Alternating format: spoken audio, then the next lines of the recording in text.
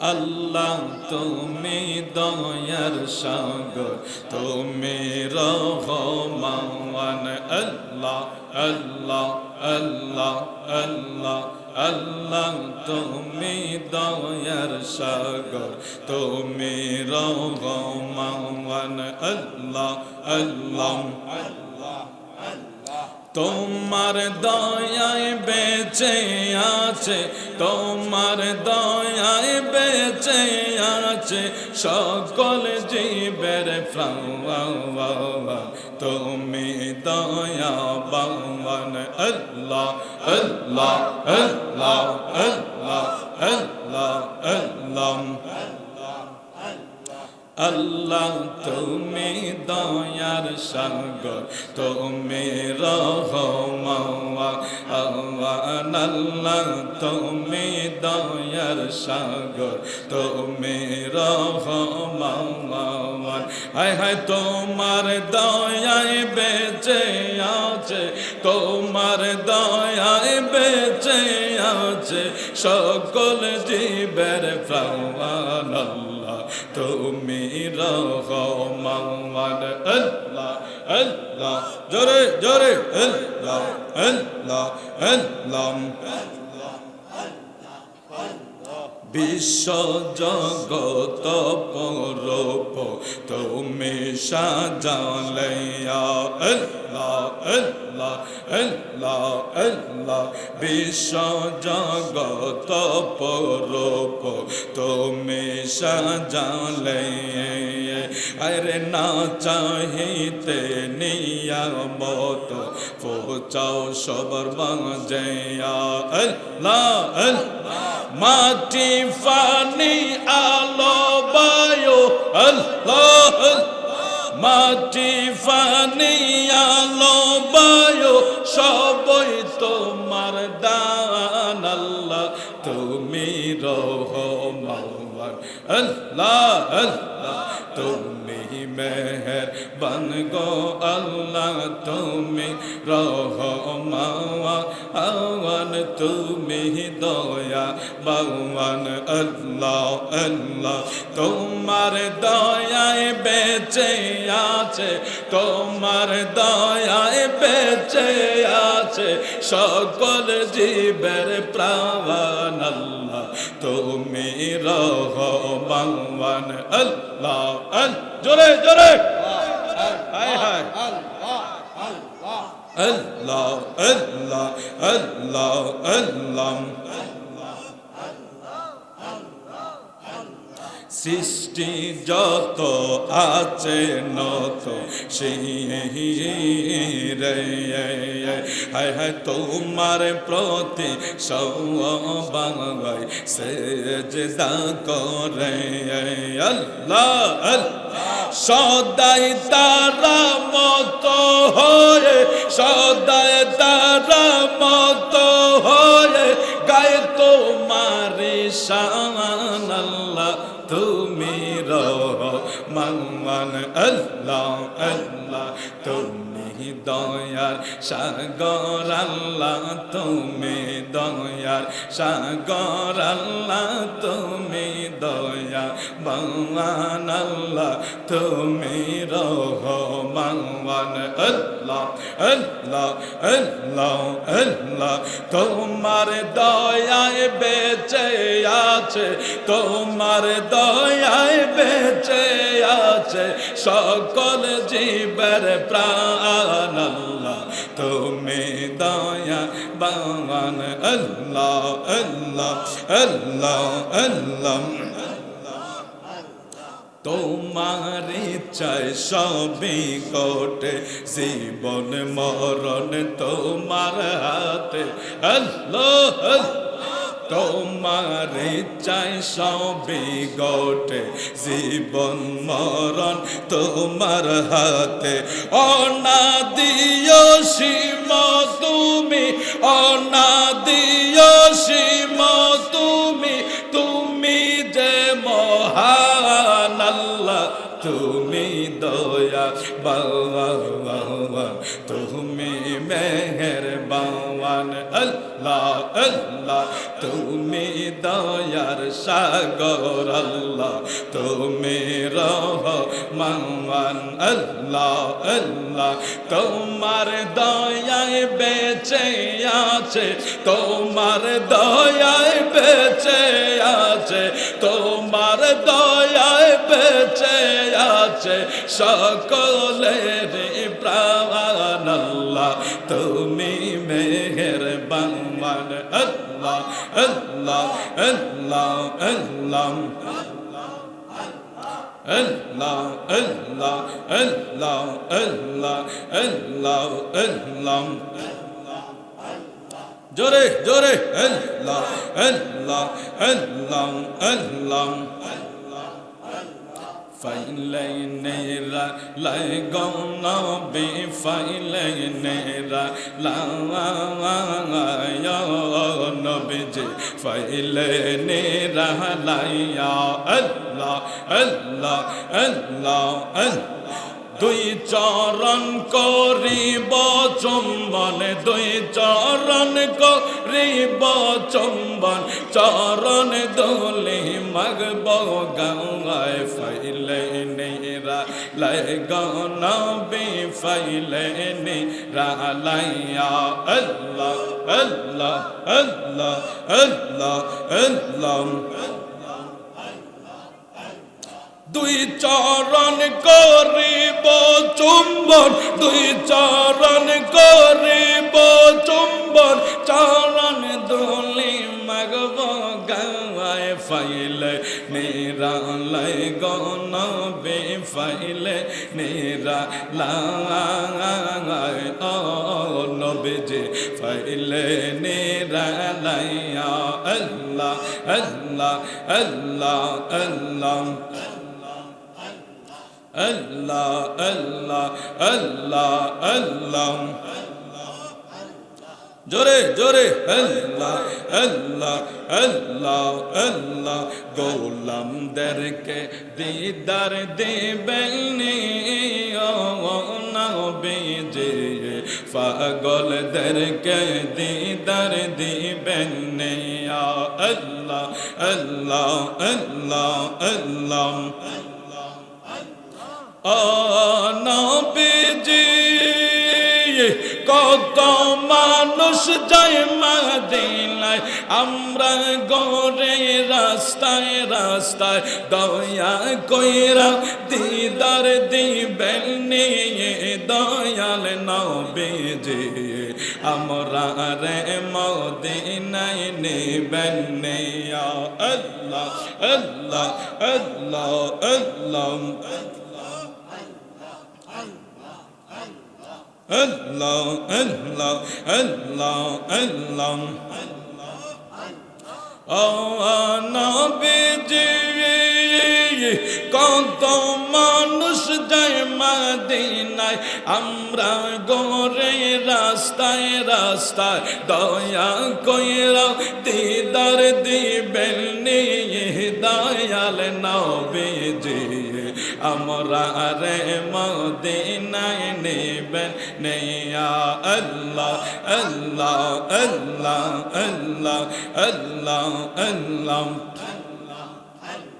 Allah, Allah,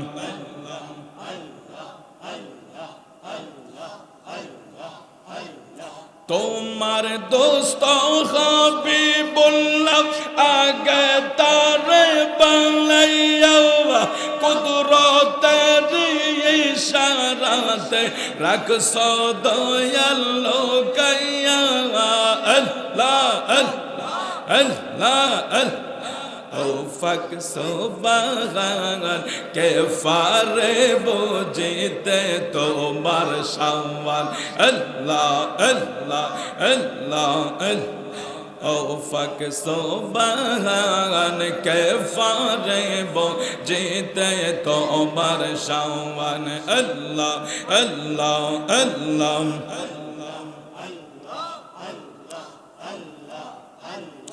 এই 1,24,000 পয়গম্বর বানাইয়া তোমার দোস্ত হাবিবুল্লাহ রাখছো দয়াল লোকাইয়া ফাকসো বাগার কে ফারে বুঝিতে তোমার শান আল্লাহ আল্লাহ আল্লাহ ফাকসো বাগার কে ফারে বুঝিতে তোমার শান আল্লাহ আল্লাহ জিন্দা কে মারিতে ফারো মরার দিতে ফারো জওয়ান আল্লাহ জিন্দা কে মারিতে ফারো মরার দিতে ফারো জওয়ান ফাকসো বাগান কে ফারে বুঝিতে তোমার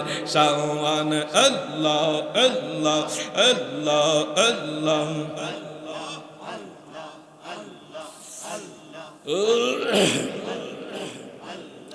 Allah Allah Allah La ilaha illallah Muhammadur Rasulullah sallallahu alayhi wasallam এক মহান জিনিস মারহাবা বলেন এটার ভিতরে কারো প্রেম আসে কারো আসে না না আসার কারণ হলো কলবে রোগ আছে মনে রাখবেন আপনাদেরকে প্রথম মেসেজ দিয়েছি যে মনোযোগ সহকারে জিকির করেন কেউ করেছেন কেউ তাকিয়েছিলেন পৃথিবীর ভিতরে অনেক ওষুধ আপনারা সেবন করেন ডাক্তার যদি আপনাকে আগামী দিন সকালবেলা বলে আপনি 3 বেলা এই ওষুধটা খেতে হবে কি জন্য বলবে শরীরের রোগকে ভালো করার জন্য কথাটা বুঝেন তো আপনারা আমাকে ডাক্তার বলতে দেরি টাকা থাকুক আর না থাকুক বাকি এনে হেলেও আমি ওষুধটা খেয়ে আমার শরীরকে সুস্থ রাখার চেষ্টা করব এটা ধরেন হাতের ব্যথা হোক মাথার ব্যথা হোক পায়ের ব্যথা হোক পেটের ব্যথা শরীরের যে কোনো অংশে ব্যথা হলে আমরা ডাক্তার পরামর্শ নিয়ে ওষুধ সংগ্রহ করে খুব দ্রুত ব্যথা নিরাময়ের জন্য প্রস্তুতি নিয়ে নেব অথচ গোটা শরীরের ভিতরে যেটা সবচেয়ে বেশি গুরুত্বপূর্ণ অংশ সেটা হলো কলব জোরে কোন সুবহানাল্লাহ কলব জিন্দা তো দুনিয়া আখিরাত কামিয়াব এই কলবের রোগ যদি ভালো না হয় উপায় আছে বলুন আপনারা তাও দিয়ে কথা বলতেছেন মানে আপনারা যদি একটু কি জানি বলে ঠান্ডার মৌসুম তো যদি একটু আমাদের জমি জামাতে অনেক প্যান্ডেল হয় না জমি জামাতে যদি বসতেন তাহলে তো আপনাদেরকে টোকাইয়া পাইতাম না বাড়ির ভিতর ঠান্ডা তো আবাসও পাচ্ছি না আমি আমাকে ঘামিয়ে ফেলছে অলরেডি কিন্তু আপনারা কথা বলছেন না কথা বললে কি গুনাহ হবে নাকি এটা জান্নাতের বাগান রে বাবা আমরা আসলে ভালো কাজে ব্যয় করতে চাই না কিন্তু খেলাধুলা গান বাজনার জন্য আমাকে বলতে হবে না আমার ফিলিংস এমনি চলে আসে আর সেটা যে কোন জায়গা থেকে আসে সেটা আমরা জানি না সেটা তো আমাকে শয়তান লারি আমাকে উড়াচ্ছে নওজুবিল্লাহ বলবেন না আমি বিনয়ের সাথে বলবো আপনারা কথা বললে কিছু সময় বলতে পারবো আর যদি চুপচাপ তাকিয়ে থাকেন তাহলে আমিও আমাদের ভাইদেরকে বলবো তাবারুক দিয়ে সবাইকে একটু শক্তি মুক্তি করে বাড়িতে বিদায় করে দেই তারপর আপনাদেরকে বেশি কষ্ট দেব না কারণ আপনারা দীর্ঘ সময় আলোচনা শুনে আসতেছেন আমিও আমার 9:30 মেঘ ধরার কথা ছিল তারপরে এসেছি একটু ভুল হয়ে গেছে আমি ভাবছি ক্যান্টনমেন্ট আমার মাহফিল চলে গেছি অলরেডি আমতলি আমি বলছি সাহেবের বাজার যেটাকে ক্যান্টনমেন্টের কাছে আমার শাহিদুল ভাই মনে করছে সাহেবাবাদ এই পেছে আমি চলে গেছি ওই দিকে হঠাৎ আবার গাড়ি করে আনলাম যাই হোক এসেছি আলহামদুলিল্লাহ আপনাদের কাছে আসতে পেরেছি এটাই শুকরিয়া অনেক নিয়ামত আল্লাহ খাওয়াইছে অনেক আপ্যায়ন তারা করেছে মাহফিলের যারা তত্ত্বাবধানে আছেন সবকিছুর প্রতি আল্লাহর কাছে কোটি কোটি শুকরিয়া আদায় করছি আল্লাহ আমাদেরকে সবাইকে কবুল করুক যদি বলুন আমিন তো যারা আশেপাশে আছেন সবাই চলে আসবেন একটু বসে যাবেন কিছু কথাবার্তা বলবেন এই মুহূর্ত থেকে শুধু এই মুহূর্ত না যখন থেকে মাহফিল শুরু হয়েছে একটা শরীয়ত বিরোধী কিছু হয়েছে বলুন না শরীয়ত বিরোধী কিছু হয়েছে যা হয়েছে সওয়াবের জন্য হয়েছে কমপক্ষে আপনি কিছুই বললেন না একবার বসে রয়েছেন গুনাহ থেকে তো বেঁচে আছেন ও বাবা দোকানে বসলে কিছু কথা তো বের হয়ে যাইতো, যাইতো না? নাইলে কারো গীবত করতাম, নাইলে বন্ধুর সাথে বন্ধু আড্ডা দিতে যাই কিছু কথা বলে ফেলতাম। কমপক্ষে মাহফিলের সময়টা পর্যন্ত আল্লাহ আমাদেরকে গুনাহ থেকে তো বাঁচিয়ে রাখছে। আগামী দিন যদি মারা যায়, আল্লাহ যদি জিজ্ঞেস করে বান্দা কি করছস, কিছুই নাই, আল্লাহ ওই কিছু সময় গুনাহ থেকে বেঁচেছিলাম, এতটুকু তো উসিলা হতে পারে। আল্লাহ অনেক রহমান না, তিনি চাইলে আমাদেরকে একটা উসিলা দিয়ে মাফ করে দিতে পারে। আমিন বলেন, আরো জোরে বলে আমিন। একটু মোহাব্বত সহকারে আপনারা বসবেন, আমাকে একটু সময় দিবেন, যত অল্প সময়ের ভিতরে আপনাদেরকে ছেড়ে দেওয়া যায়, কারণ বেশি রাত কষ্ট দিয়ে ফজর যাতে আমাদের মিস না হয়। হাজারো মাহফিল এক পাল্লায়, এক ওয়াক্ত ফজরের নামাজের সমান হবে। সুতরাং মাহফিলকে যত ছোট করা যায়, সংক্ষিপ্ত করা যায়, ছোট্ট করে আলোচনা করে বিদায় করে দিয়ে সবাই আরাম করে ফেলবেন, আরাম করে ফজর পড়ে ফেলবেন। আল্লাহ যাতে আমাদেরকে অল্প সময় এখান থেকে বিদায় নেওয়ার তৌফিক দান করে, কারণ সাবজেক্ট দিয়েছে অনেক, অল্প অল্প করে বলবো ইনশাআল্লাহ। আপনাদের কষ্ট হবে না? কষ্ট না, না আওয়াজে বোঝা যায় কষ্ট। সবাই রাজি আছেন তো আজকের মাহফিলে যারা বসেছেন? কারা কারা রাজি নাই হাত উঠান দেখি। আল্লাহ তুমি আমাদেরকে কবুল করো, আমিন বলে। আর জোরে বলে আমিন।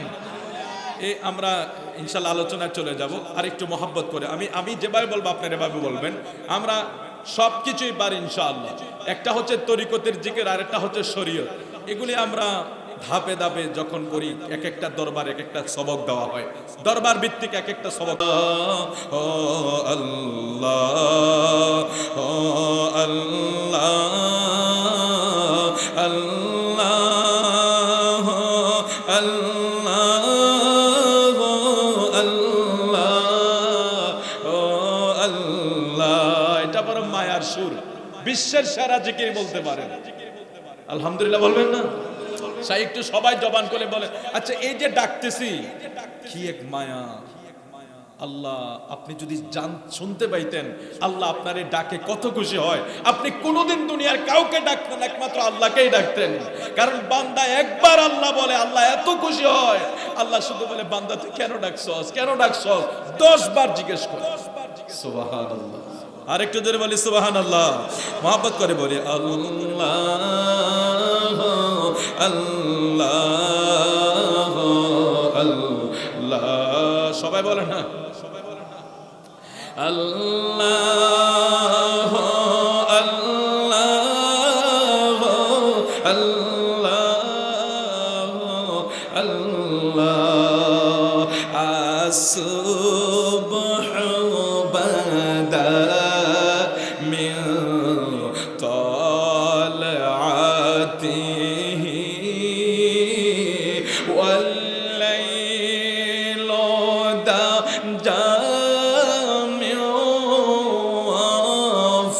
রাতিহি। জোরে আল্লাহ, ও আল্লাহ, আল্লাহ, আল্লাহ। মায়া করে আল্লাহ, আল্লাহ, আল্লাহ। কানজুল কারমি নিআমি হাদিল উম্মামি লিশরিআতিহি। আল্লাহ, ও আল্লাহ, আল্লাহ, আল্লাহ,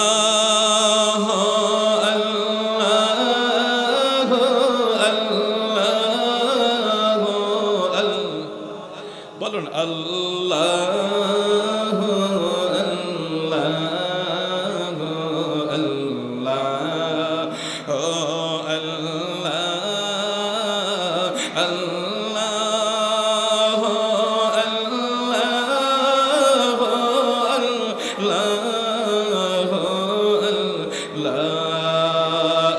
আল্লাহ, আল্লাহ,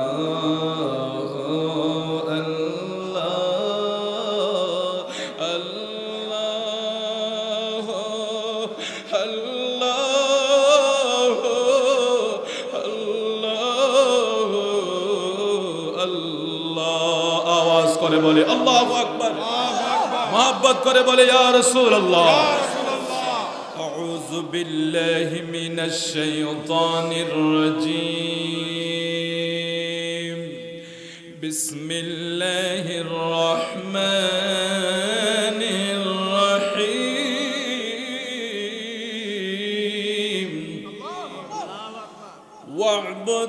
ওয়া'বুদুল্লাহা ওয়া লা তুশরিকু বিহি শাইআন ওয়া বিল ওয়ালিদাইনি ইহসানা।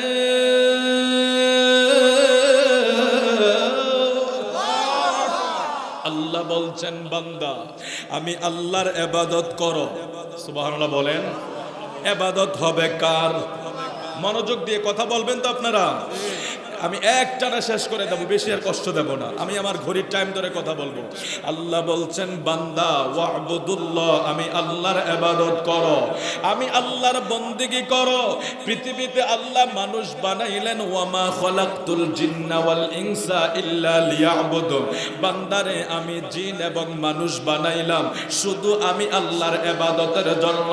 হাজারো হাজার জাত, ৮০,০০০ মাখলুক, আসমান বলেন, জমিন বলেন, পাহাড় বলেন, পর্বত বলেন, সমস্ত কিছু মানুষের খেদমত করে কি করে না? জোরে বলুন। একটা পিঁপড়া সেটাও মানুষের কল্যাণের জন্য, গাছপালা তরুলতা মানুষের কল্যাণের জন্য, সাগর মহাসাগর ঝর্ণা পাহাড় মানুষের কল্যাণের জন্য। কায়নাত মাওলা যা সাজাইলা সব কিছু মানুষের কল্যাণের জন্য সাজাইলা। গাছ আপনার খেদমত করবে, চন্দ্র আপনার খেদমত করবে, সূর্য আপনার খেদমত করবে। আল্লাহর জমিনে যত প্রাণী যত সৃষ্টি আছে সব কিছু আপনার খেদমত করবে। আল্লাহ বলে বান্দা তুই শুধু একা একা, তুই বান্দায় আমি আল্লাহর ইবাদত করবি। জোরে জোরে কোন সুবহানাল্লাহ। ওয়া'বুদুল্লাহ ওয়া লা তুশরিকু বিহি। বান্দারে তুই আমার সাথে কাউকে শরীক করিস না। এটা সুন্নিদের আকীদা। সুন্নিরা আল্লাহর সাথে কাউকে শরীক, কিন্তু বাতিলরা করে করে আমাদেরকে চাপিয়ে দেয়। আমরা আল্লাহকে আল্লাহর জায়গায় রেখে দিয়েছি, আমার নবীকে নবীর জায়গায়। আমার আল্লাহ যেখানে রেখে, আল্লাহ আল্লাহর নবীকে যেখানে রেখে যেভাবে সম্মান দিয়েছে আমরা সেগুলি আলোচনা করি, বানিয়ে বলি না, ঘর থেকে বলি না, দলের কথাও বলি না, দলের কিতাব পয়রাও বলি না। আল্লাহ আল্লাহ রাসূল যা রেখে গেছে ওগুলি আমরা বলতে চেষ্টা করি, ঠিক কিনা বলেন? আমরা কারো ফাইরবি করি না, কারো রাজনীতি করি না, কখনোই আঙ্গুলে এ দেশের কখনো বলতে আমি ব্যক্তিগতভাবে এ কালির দাগ এখানে লাগে না। তাহলে আমাদেরকে আপনি গাও বড়াইবেন কেন? আমরা দেখেছি অমুকের পা ওরাই চাটে, ওরাই আবার কয় আমরা এই সব। নওজুবিল্লাহ বলেন। যা হোক আমরা সেদিকে যাব না। আমরা আছি হব্বে রাসূল নিয়ে। আমার নবীর ভালোবাসা যেখানে সেখানে, আমার নবীর তাজিম যেখানে আমরাও বলুন না, আমার নবীর তাজিম যেখানে আমরাও সেখানে। যেই মসজিদের ইমাম নবীকে তাজিম করবে ওর পিছনে আমরা নামাজ পড়ি। নবীর ইমাম, আমার নবীর তাজিম নাই, সে কাকরাইল মসজিদের ইমাম হোক, আমাদের কাছে 2 পয়সার মূল্য নাই। এটাই ঈমান। আল্লাহ কবুল করুক, আমিন বলেন। এটা আমাদের ঈমান। লা তুশরিক বিল্লাহ, আল্লাহর কোনো শরীক নাই। এটা আহলে সুন্নাত ওয়াল জামাতের আকীদা, আল্লাহর কোনো শরীক নাই। আল্লাহ বলে বান্দারে তোরা আমি আল্লাহর ইবাদত কর এবং আমার সাথে কাউকে শরীক করিস না। একটু মনোযোগ দেন। ভাঙ্গাইন্না ফারা এলাকার ভাই বাবারা একটু মনোযোগ দেন। আল্লাহ বলে দিচ্ছেন তোমরা আমার সাথে শরীক করবা না আর আমার ইবাদত করো। তারপরে আল্লাহ যেই ওয়াদাটা দিচ্ছেন এটা একটু মনোযোগ দিয়ে শুনতে হবে বন্ধুও। আল্লাহ বলে দিচ্ছেন বান্দায় আমি আল্লাহর ইবাদত, আমার সাথে শরীক চলবে না। তারপরে তোমার যেই কাজ ওয়া বিল ওয়ালিদাইনি ইহসানা, ওয়া বিল ওয়ালিদাইনি ইহসানা। রে বান্দা আমার ইবাদতের পরে তোমার যেই কাজ সেটা হলো মা বাবার খেদমত করো। সুবহানাল্লাহ বলবেন না? আপনারা একটু খেয়াল করেন বাবা, প্রথম ডিক্লার হচ্ছে ইবাদত কার করবে? আল্লাহ। তারপরে আল্লাহর সাথে কাউকে শরীক করা যাবে না। এটা তো এক, শরীক যে করে তার তো কোনো ইবাদত নাই। শরীক যে করে তার কি ঈমান আছে? তো শরীক যে লা তুশরিক, আল্লাহকে এক মানে, রাসূলকে মানে, তারাই তো ঈমানদার। তো যিনি ঈমানদার তিনি ইবাদত করবে। আর ঈমানদার ইবাদতের পরের কাজ হইল ওয়া বিল ওয়ালিদাইনি ইহসানা। আল্লাহু আকবার। আল্লাহ বলছেন বান্দারে তোমরা আমার ইবাদতের পরে তোমার মা বাবার খিদমত করো, মা বাবার সেবা করো, মা বাবার খিদমত করো। ও জিরুয়াইন ভাঙ্গাইন্না, এই গ্রামের আশেপাশের ভাই বাবারা, মা বোনেরা, সবার জন্য আজকের আলোচনাটা বড় গুরুত্বপূর্ণ বিষয় বয়ে আনবে।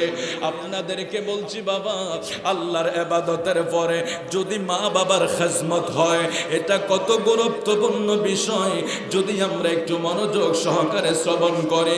কারণ আমার প্রিয় রাসূল এই মা বাবার বিষয় অনেক আলোচনা নবী করে গিয়েছেন। আমার নবী অনেক আলোচনা করে গিয়েছেন। কারণ মা বাবার মনে যারা কষ্ট দেয়, আল্লাহ বলে আমার আরশ কেঁপে ওঠে। জোরে কন নাউজুবিল্লাহ। আমার প্রিয় নবীর সাহাবী আলকামা রাদিয়াল্লাহু তাআলা আনহু, নবীজির সাহাবী, বড় দামি জিনিস। আমার নবীর সাহাবীর ভিতরে কোনো কলঙ্ক নাই। আলকামা একবারে মৃত্যুর বিছানায় শুয়ে গেলেন। আলকামা কালিমা পড়তে গেলে মুখ বাঁকা হয়ে যায়, কালিমা পড়তে পারে না। আলকামার বিবি কয় আমার স্বামী তো একজন সাহাবী রাসূল, আমার নবীর সাহাবী হইয়া ঈমান হারা হইয়া ইন্তেকাল করবে, তার মুখ বাঁকা হইয়া যায়, কালিমা পড়তে পারে না। নূর নবীজির দরবারে খবর পাঠাইলেন, ইয়া রাসূলুল্লাহ, নবী গো, আপনার আলকামা কালিমা পড়লে জবান বাঁকা হইয়া যায়, পড়তে পারে না। দুনিয়ার জিন্দেগি সব বিতা হইয়া যাবে যদি মরণের টাইমে কালেমা নসিব না হয়। ঠিক কিনা বলেন? আমাদের জিন্দেগি বিতা। হাদিসে মুবারকায় আসছে, হাবিবে কিবরিয়া বলেছেন গোটা জিন্দেগি অনেকে বন্দেগি করেছে, তাকদিরে লেখা নাই সে জান্নাতে যাবে, মরণের টাইমে সে বেঈমান হয়ে মারা যাবে। নাউজুবিল্লাহ বলেন। আবার হাদিস শরীফে আমার নবী আরেকটাও বলেছেন, গোটা জিন্দেগি বন্দেগি করে নাই, গুনাহের সাথে জিন্দেগি কেটেছে, কপালে লেখা আছে সে জান্নাতে যাবে, মরণের সময় সে ঈমান নিয়ে ইন্তেকাল করবে। সুবহানাল্লাহ, সুবহানাল্লাহ। কত গুরুত্বপূর্ণ বিষয়। তাইলে এখানে আমার প্যারা রাসূল সাল্লাল্লাহু আলাইহি সাল্লামের সাহাবী রাসূল যখন কালিমা পড়তে পারছেন না, আমার নবী দুজন সাহাবীকে পাঠালেন তালকিন দেওয়ার জন্য, একই অবস্থা। তো নূর নবী বিষয়টাকে একটু অবজারভেশন করলেন যে একজন সাহাবী সে কিভাবে কালিমা পড়তে পারবে না। বিষয়টা সাহাবী যাদেরকে আমার নবী বলছেন মা আনা আলাইহি ওয়া সাহাবিহি, আমার নবীর পরে কাউকে অনুসরণ করে যদি আপনি দ্বীন ধর্ম ঈমান টিকাইতে চান, সেটা হলো আমার নবীর সাহাবায়ে কেরাম। আরেকটা জোরে বলি সুবহানাল্লাহ।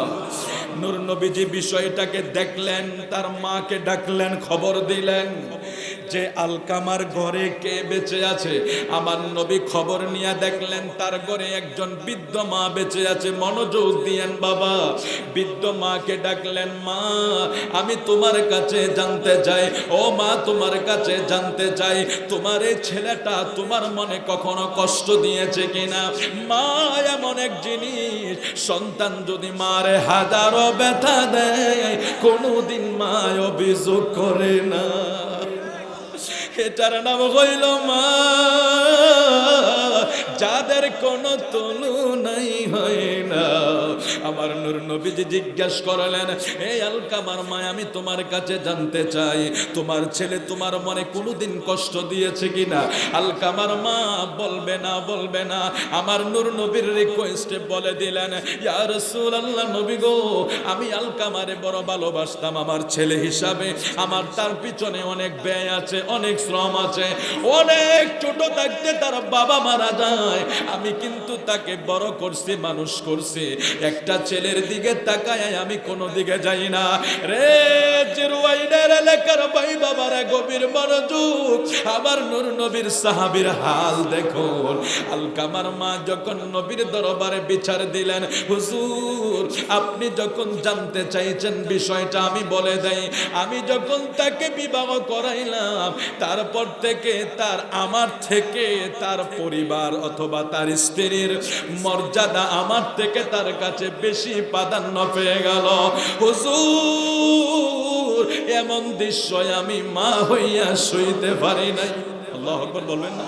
দেখছেন বিষয়টা কিন্তু কঠিন কিছু না। আমাদের দেশে মাকে মারে কিনা? ও বাবা আপনার এটা ব্রাহ্মণপাড়া না? ব্রাহ্মণপাড়া হয়তো না হইতে পারে, জিরওয়াইনে না হইতে পারে, ভাঙ্গাইনাতে না হইতে পারে, কিন্তু পেপার পত্রিকা খুললে আমরা কিছু দৃশ্য দেখি কি দেখি না?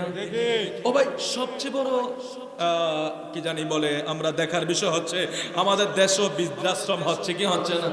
বিভিন্ন জায়গায় যখন মাহফিলে যায় অনেক জায়গায় দেখি আমরা, টিভি চ্যানেলে দেখি মাদেরকে বৃদ্ধাশ্রমে দেওয়া হয়। আচ্ছা যেখানে আল্লাহ বলেছেন উফফিউ ওয়ালা তানহারহুমা, আপনাদের কষ্ট হচ্ছে বাবা? আল্লাহ কি বলছে দেখেন, এখানে অনেক বয়োজ্যেষ্ঠ বাবারা আছেন।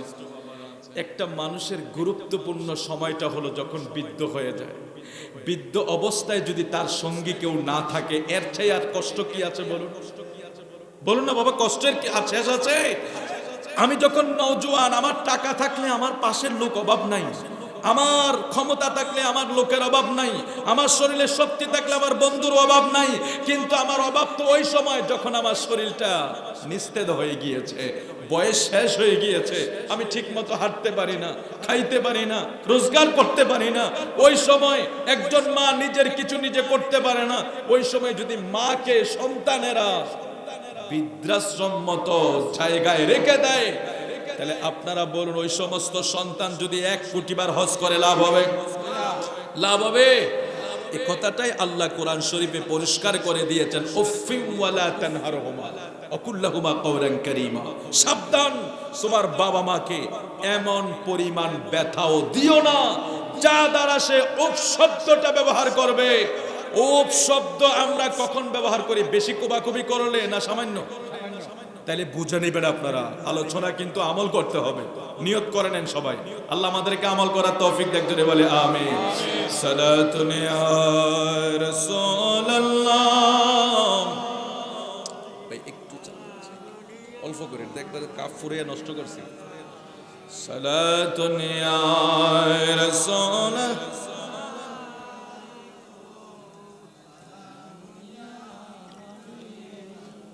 मुस्तफा चे मेरे खुदा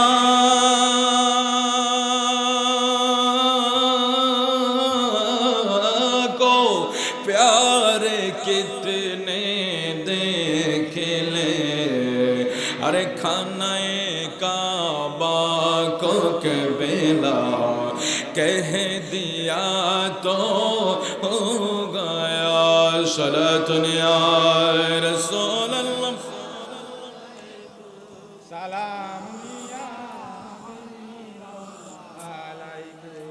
আমার নূর নবী বিষয়টা জানতে চাইলেন। আলকামার মা বলে দিলেন, হুজুর আমি তাকে অনেক তার ছোটকাল থেকে আমি তাকে বড় করতে গিয়ে আমি কারো ঘরে যাই না। এটা মায়েদের একটা গুণ আছে। কিছু কিছু মা হয়তো হতে পারে, আমাদের জীবনে দেখা বহু মায়েরা একটা সন্তানের দিকে তাকায়া জীবন যৌবন সব শেষ করে দেয়, আছে না নাই?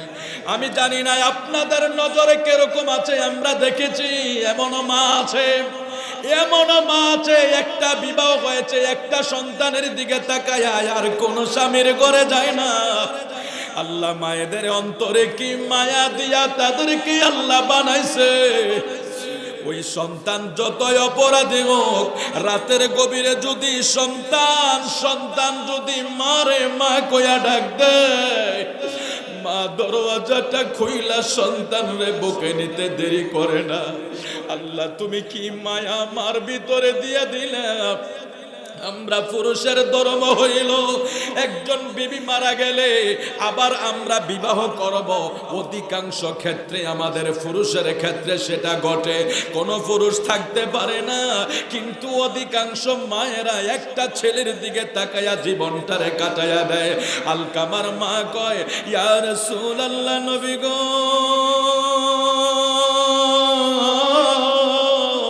আমার একটা ছেলের দিকে তাকায়া জীবন কাটাইয়া দিছি, কিন্তু ছেলেটা বিবাহ করার পরে একটু পরিবর্তন হয়ে গেল। এই জায়গায় আমার হৃদয় একটু কষ্ট আছে।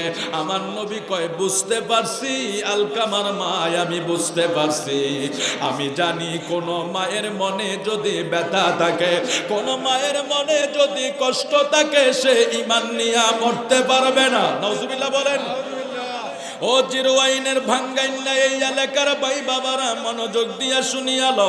মাকে যখন গালি দাও সাবধানে দাও, মাকে যখন দমক দাও সাবধানে দিও, মার সাথে চোখ রাঙ্গাও যখন সাবধানে রাঙ্গায়ও।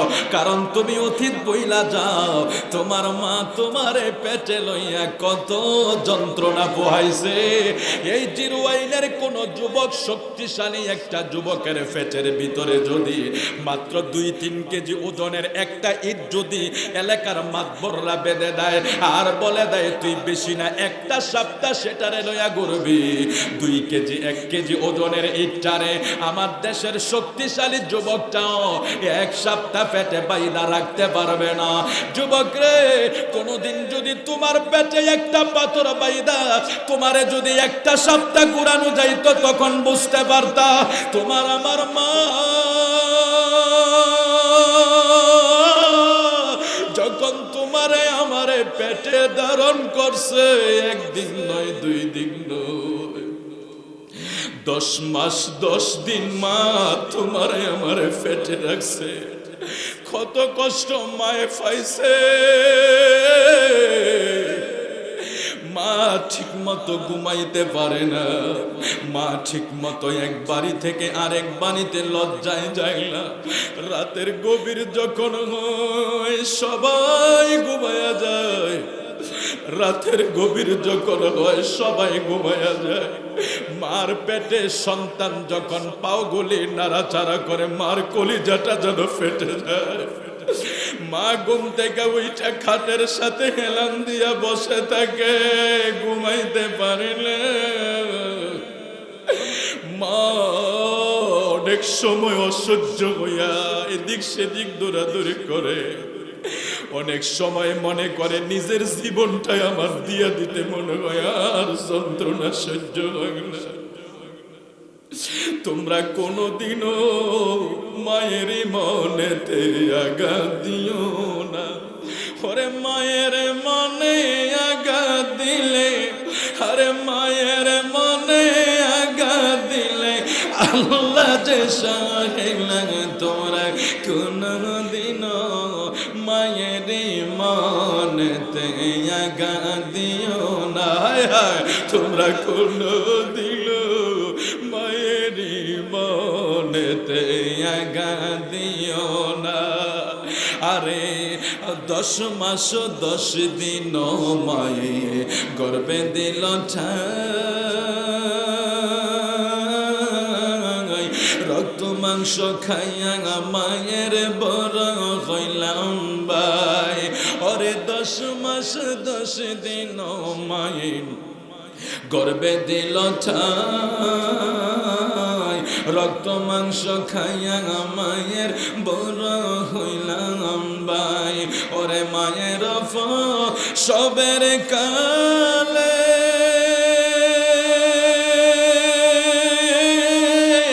আমরার মায়ের বকানে ফাটে জ্বলে।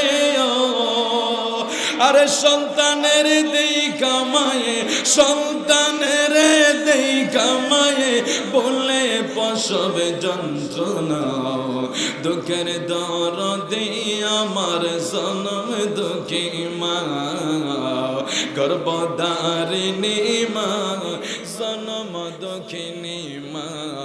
দুঃখের দরদি আমার জনম দুঃখী মা। আরে ল্যাংরায়া তোর কানা হইলে মায়ে নাহি বলে দুলা বালি সাইরা মায়ে টান দিয়া নাই কোলে ঠিক নিও ওই আওয়াজ করে বলেন ঠিকই নি আরে ল্যাংরায়া তোর কানা হইলে মায়ে নাহি বলে দুলা বালি সাইরা মায়ে টান দিয়া নাই কোলে অসুখ হইলে দেখি চায়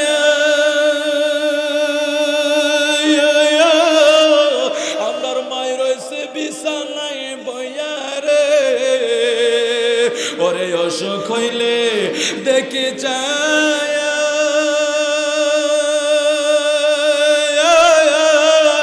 আমার মায়ের রয়েছে হাত উঠায়া রে বলে আমায় আল্লাহ যাও গো লয়া বলে আমায় আল্লাহ যাও গো লয়া আমার সন্তানের নিও না দুঃখের দরদি আমার জানো দুঃখী মায়ার মায়ের কান্দন যাব জীব ওরে 2-4 মাস বনের কান্দনে রে ওরে মায়ের কান্দনে যাব জীব আরে 2-4 মাসে বনের কান্দনে রে ওরে ঘরের ফরি বাইরের কান্দন ঘরের ফরি বাইরের কান্দন কয়েক দিন পরে থাকে না দুঃখের দরদি আমার জনম দুঃখী মা গর্ভধারিণী মা জনম দুঃখিনী মা দুঃখের দরদি আমার জনম দুঃখী মা আল্লাহ একটু আওয়াজ করে কোন আল্লাহ জবান খুলে কোন আল্লাহ সবাই আমার সাথে একটা দোয়া পড়েন রব্বির হামহুমা কামা রব্বায়ানি সগীরা আল্লাহ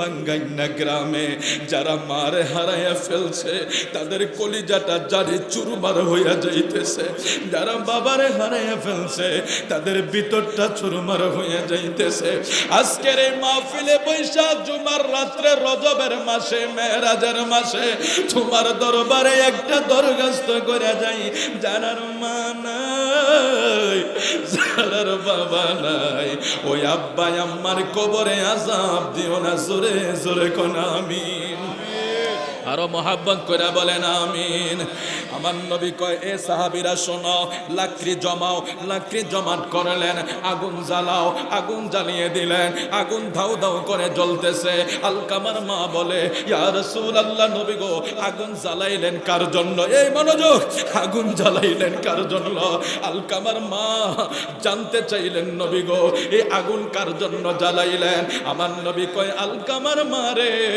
কেউ যদি মায়ের মনে কষ্ট দেয় আমি নবীও তাদের জন্য দোয়া করি না কারণ আবু হুরায়রা নূর নবীর দরবারে আসলো ইয়া রাসূলুল্লাহ নবী গো আমার মা আমারে মারছে আমার নবী কয় আবু হুরায়রা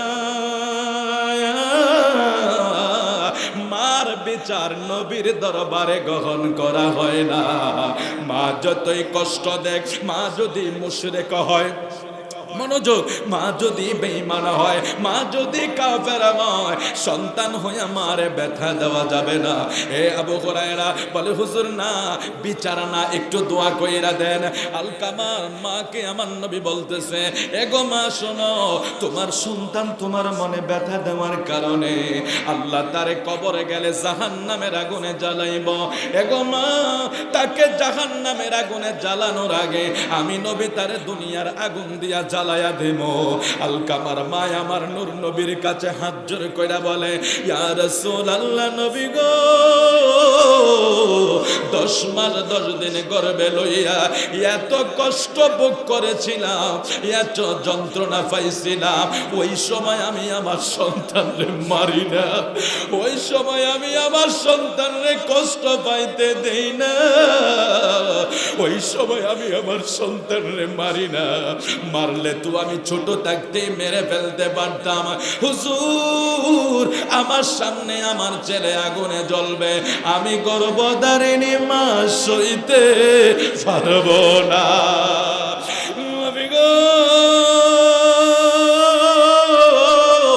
আমি মায়ের হৃদয়ের মণিকোটায় যেই পরিমাণ কষ্ট ছিল গো নবী, আমি মা হইয়া আমি আমার সন্তানরে মাফ করে দিলাম। যেই মাত্র আলকামার মা বলছে হুজুর আমি আমার ছেলেরে মাফ করে দিলাম, ছেলের জবানে জারি হয়ে গেছে লা ইলাহা ইল্লাল্লাহ মুহাম্মাদুর রাসূলুল্লাহ সাল্লাল্লাহু আলাইহি ওয়াসাল্লাম। জোরে বলি আল্লাহু আকবার। আমি খুব শর্ট করে বলে ফেলছি বিষয়টা, তবে মাথায় নিতে হবে। সাহাবী রাসূল কোনো তুলনা আছে? আপনারা মনোযোগ দিয়ে বলুন না বাবা, আওয়াজ করে বলুন তুলনা আছে? আমার নবীর সাহাবী যারা নূর নবীকে ঈমানের সাথে দেখেছে, ঈমানের সাথে যারা নবীকে দেখেছে তারা নবীর সাহাবী। আর সাহাবীদের অনুসরণে আপনার ঈমান আমল ধর্ম টিকে থাকবে। হাজিরিন, সেই সাহাবী রাসূলের ঘটনা মানে গোটা বিশ্ব শিক্ষা গ্রহণ করো, গোটা বিশ্ব শিক্ষা গ্রহণ করো। নবীর সাহাবী যখন মায়ের কাছে আটকিয়ে যায়, তাইলে জিরুইন, বুড়িচং, কুমিল্লা, বাংলাদেশ নয়, গোটা বিশ্বের বর্তমান সাধারণ মানুষ মায়ের মনে কষ্ট দিয়া 50,000 50 কোটি বার হজ করলেও কোনো লাভ হবে না। এবার যত বড় মৌলবী হোক, একজন মৌলবী একজন আবেদের কথা শোনাবো আপনাদেরকে, একমাত্র মায়ের সাথে বেয়াদবির কারণে কি হয়েছে শুনবেন আপনারা। আমরা তো অনেক সময় মনে করি আমি মৌলবী, আমি মাকে কষ্ট দিলে মনে হয় মোল্লার ফাগরি আর পাঞ্জাবি দিকে আল্লাহ ছেড়ে দেবে। না, এই বিষয়গুলো শোনার জন্য কিছু এক্সাম্পল আমাদের দরকার আছে। আমরা একটু দরুদ শরীফ পড়ি। আল্লাহুম্মা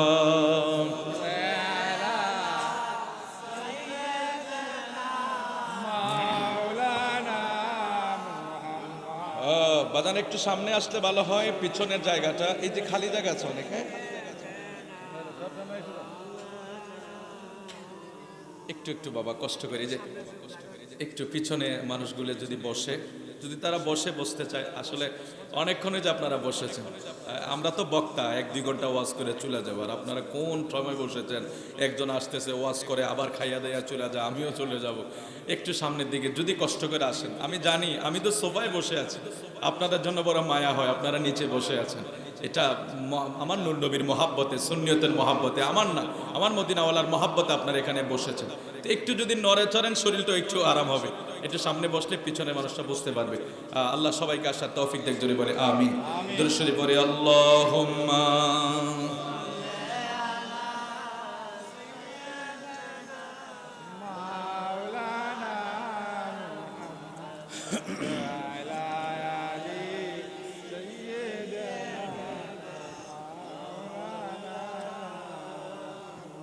আল্লাহুম্মা সাল্লি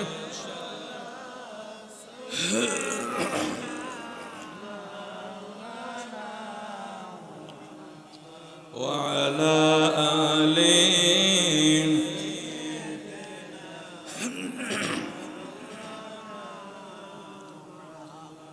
আরে কি করবে তোর ধনে জনে, কি করবে তোর অভিমানে, যাইতে হবে গোরস্থানে পাক নামে মুহাম্মদ। আল্লাহুম্মা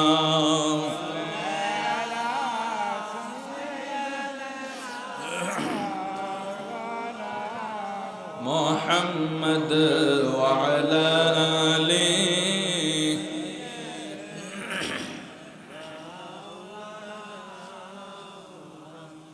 বনি ইসরাইলি যুগের একজন আবেদ ব্যক্তি, আবেদ কাকে বলা হয়? যিনি ইবাদত করতে করতে আবেদ হয়ে যায়।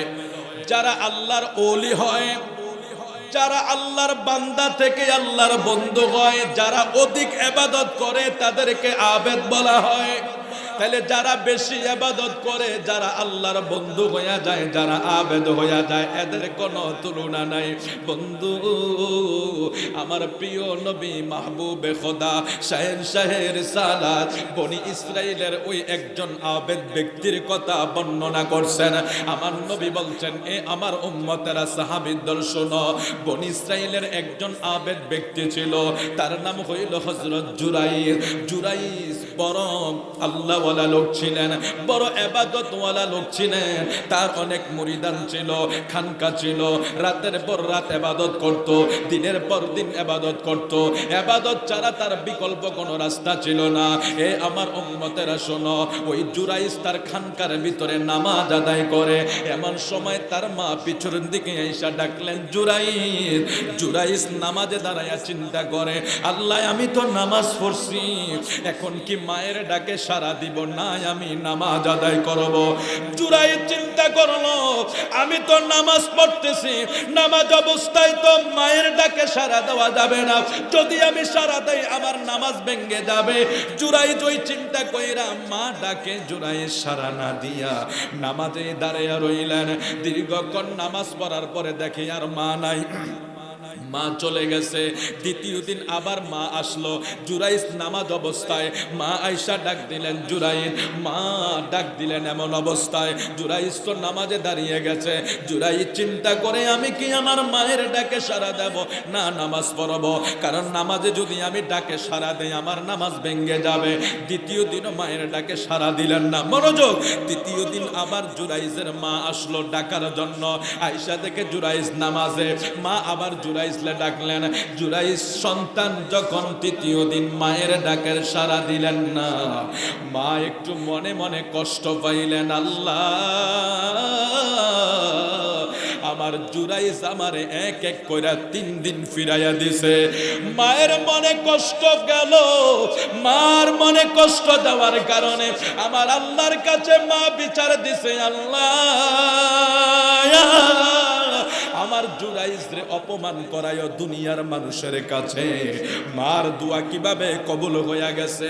জুরাইস তো ওই জায়গায় ইবাদত করে, বন্দেগী করে, এদিকে বন্দেগী করে। হঠাৎ করে এলাকার কিছু মানুষ ওনার পিছনে লেগে গেল।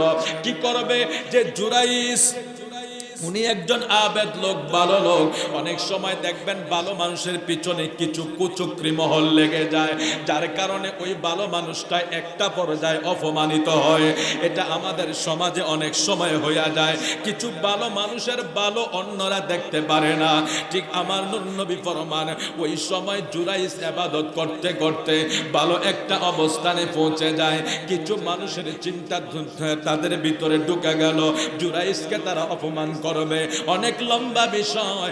জুরাইসকে অপমান করার জন্য ওই জায়গায় একজন নারী তারা নিয়ে আসলেন, যেই নারীর পেটের ভিতরে একটা বাচ্চা জন্মাইলো অন্য পুরুষের।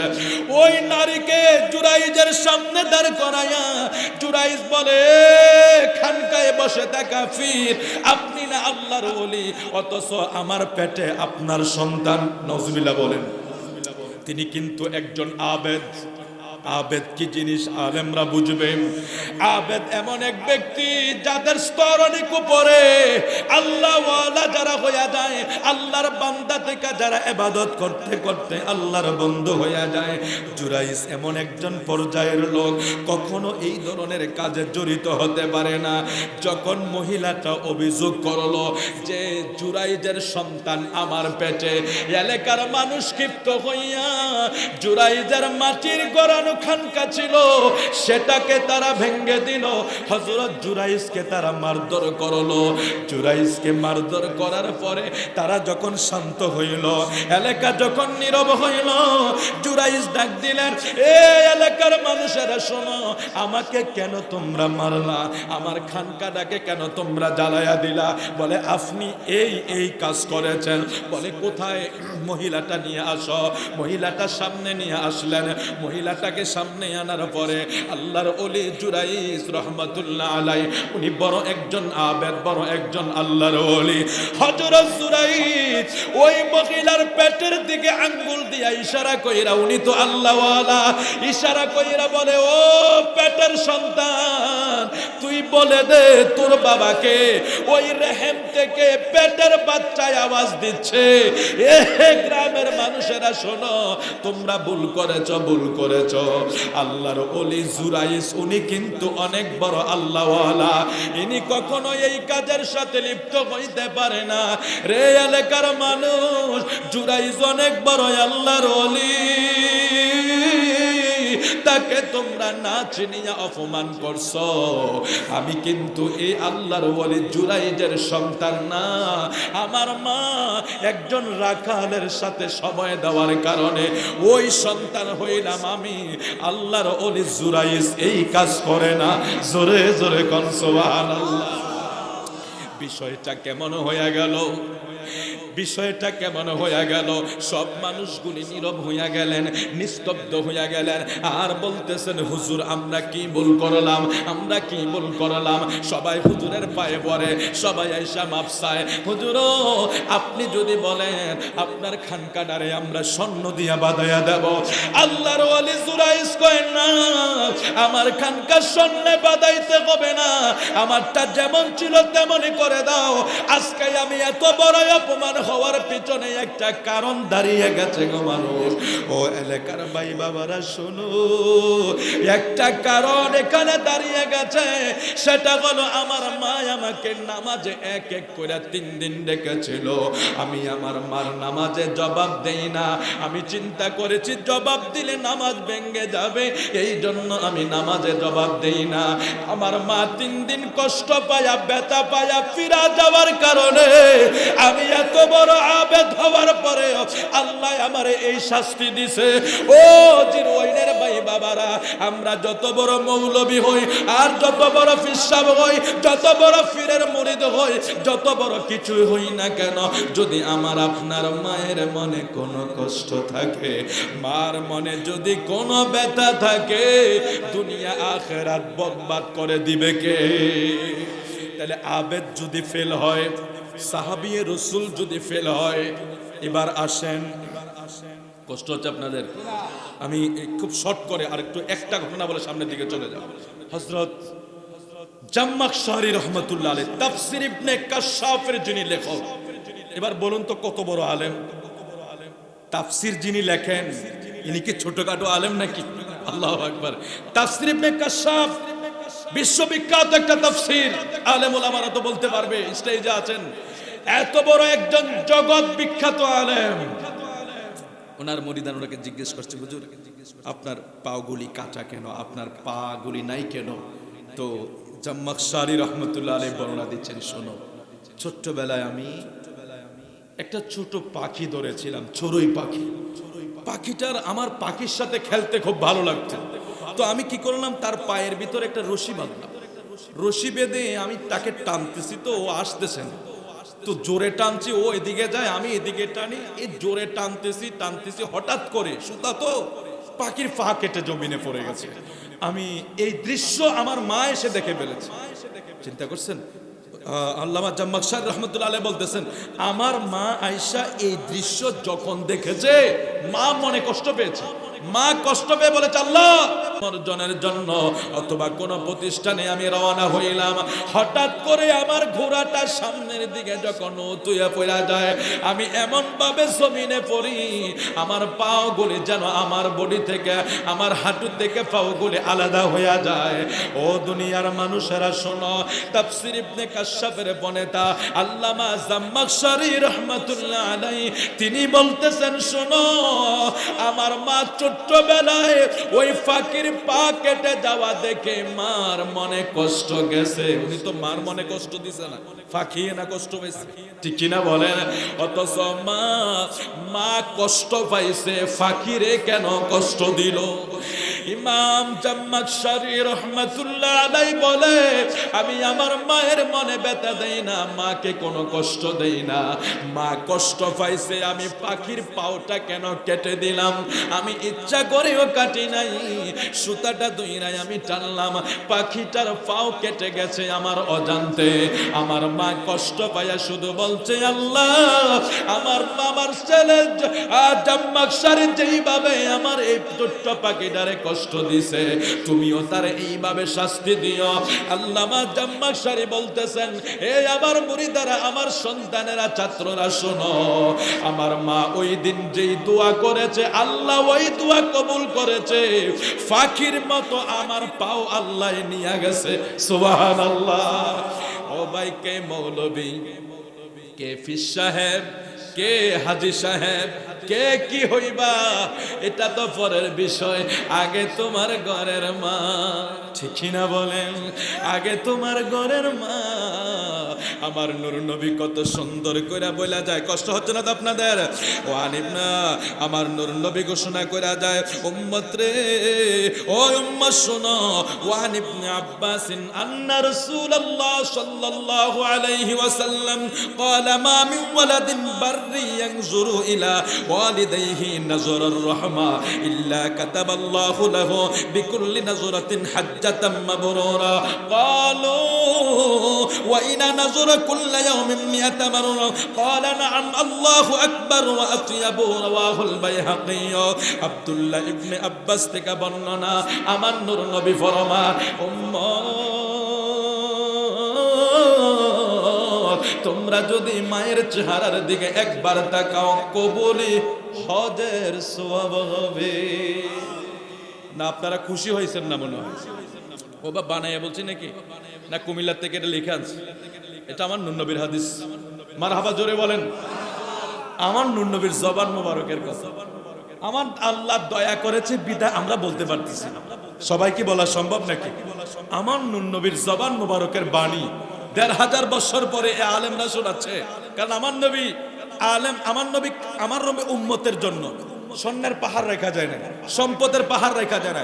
আমরা তো আমাদের সন্তানদেরকে সম্পদের উত্তরসূরি আছে না, আমাদের ছেলেরা আমাদের সম্পদ ভোগ করবে, আমরা সন্তানদেরকে সম্পদের উত্তরসূরি বানাই, এটার উত্তরসূরি বানাই, ওটার উত্তরসূরি বানাই, বাড়ির উত্তরসূরি বানাই, জায়গা জমির উত্তরসূরি বানাই।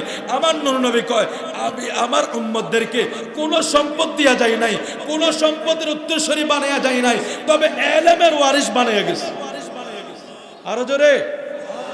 এই জন্য নবী দোয়াও করে গেছে, আল্লাহ আমার এই উম্মতের ভিতরে যারা আলেম হবে, যারা ইলম শিখবে এবং মানুষকে শিখাবে, মানুষকে বলবে, তাদের রিজিক তুমি ছিটাইয়া ছিটাইয়া দিও। দোয়া করছে কে? আমাদের নবী। সুবহানাল্লাহ বলবেন না? এই হুজুরে আগামী দিন কই খাইবো বলতে পারবে? হুজুর ঠিক করে বলতে পারবেন কোথায় যাবে? অনেকে অ্যাডভান্স দাওয়াত দিয়েছে, এটা ঠিক আছে, কিন্তু দেখেন হঠাৎ করে ফোন আসছে, হুজুর কালকে আমার ছেলেটার একটু নাম রাখুন, আপনি একটু দুপুরে সেটা মিলাদ ফিরেন, হুজুর শনিবার একটু আইসেন। এরকম এরকম হঠাৎ হঠাৎ দাওয়াত আসে না, আসে না? হুজুর বলতে পারে না কি এখানে খাবেন, এই বাদ খাবেন, ওই বাদ খাবে, একটা নির্দিষ্টটা ভিন্ন কথা, কিন্তু হঠাৎ অমুক জায়গা থেকে ফোন আসে। এটার কারণ কি জানেন? আমার নূর নবী দোয়া করে গেছে। এই অনেক সময় মাওলানা কাউসার ওই পঞ্চগড়, ওরে আল্লাহ কত দূর, 2019 থেকে 23 পর্যন্ত একটানা কলকাতা গিয়েছিলাম, কয়েকবার কলকাতা গিয়েছি।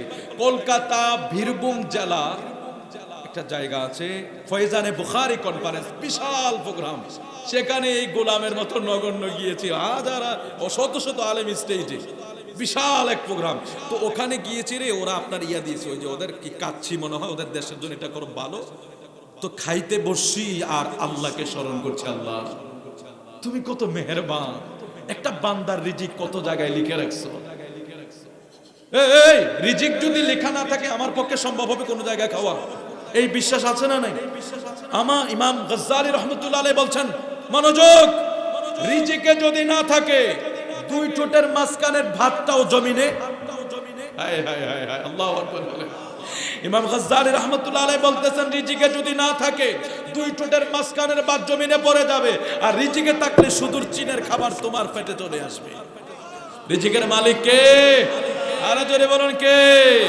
রহিম রহমান নামে তোমার আল্লাহ, গফুর গফার নামে তোমার আল্লাহ, আল্লাহ রহিম রহমান নামে তোমার আল্লাহ, আল্লাহ, আল্লাহু আকবার, আল্লাহু আকবার। তাহলে রিজিক না থাকলে কখনো আমরা কোথাও খেতে পারবো না। এই ব্রাহ্মণ আজকে ব্রাহ্মণপাড়া জিরুয়াইন ভাঙ্গাইনা গ্রামের এই ঘরে বসে এত মজার মজার খাবার মাওলানা কাউসার 1 মাস আগেও জানে না, হয়তো দাওয়াত দেওয়ার পরেও বলতে পারি না, খানার পরে না, এর আগেও তো মরণ হতে পারতো, ঠিক কিনা বলেন? আল্লাহ লিখেছে। এই জন্য আলেমরা হলো এলেমের ওয়ারিস, অর্থাৎ আমার নবীকে আমি কোনো সম্পদের ওয়ারিস, আমার নবী বিদায়ের টাইমে আমার নবী কাউকে সম্পদের ওয়ারিস বানায় না, নবী এলেমের ওয়ারিস বানায় গেছে।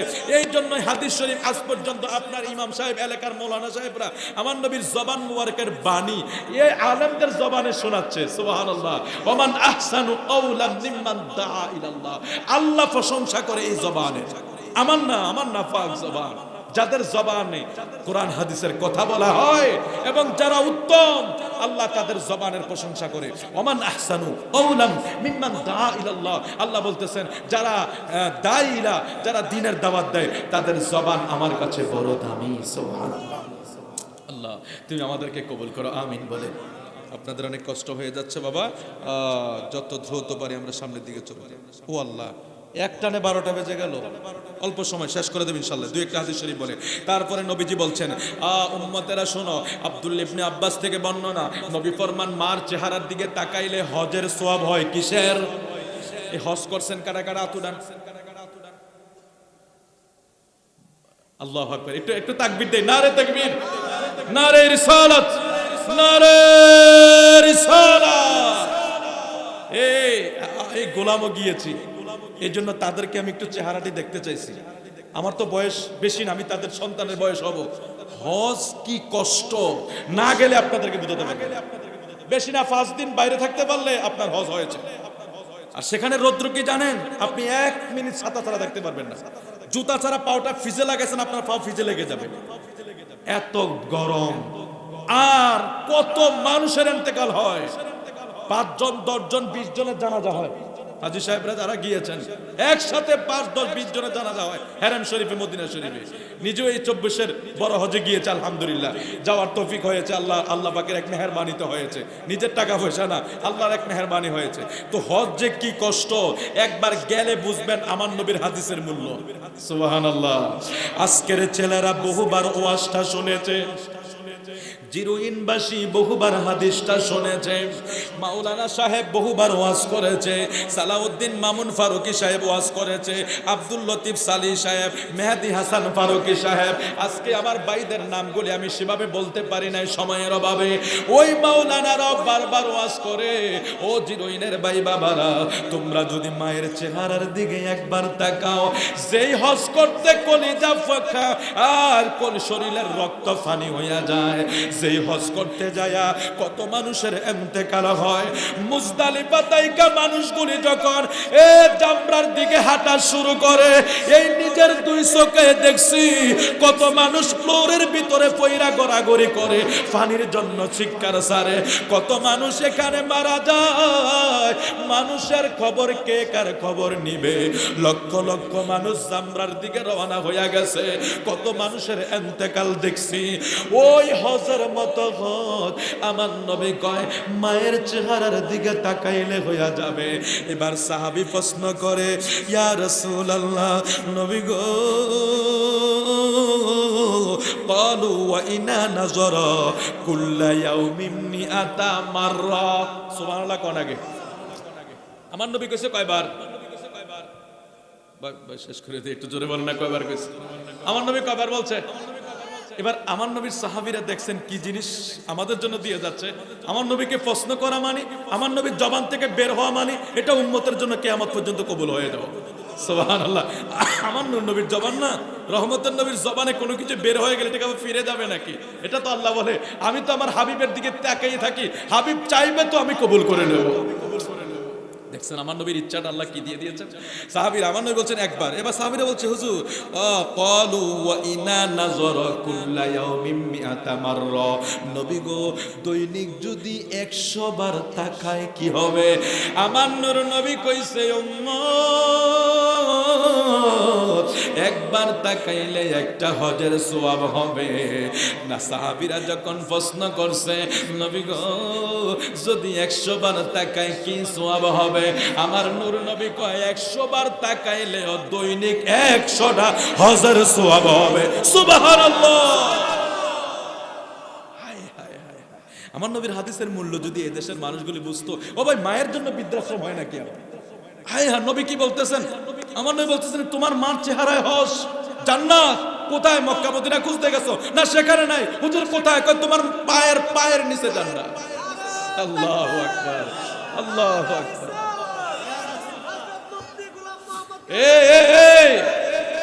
হস মায়ের চেহারায়, জান্নাত মায়ের পায়ের নিচে। এবার আমরা যদি জান্নাত, আমরা মায়ের একটা ঘর করে দিই না, মাকে একটু কাপড় কিনে দেই না, মার একটা সেবা দেই না, মাকে বৃদ্ধাশ্রমে দিয়া বহু কোটিপতি বারবার মক্কা মদিনা যায়।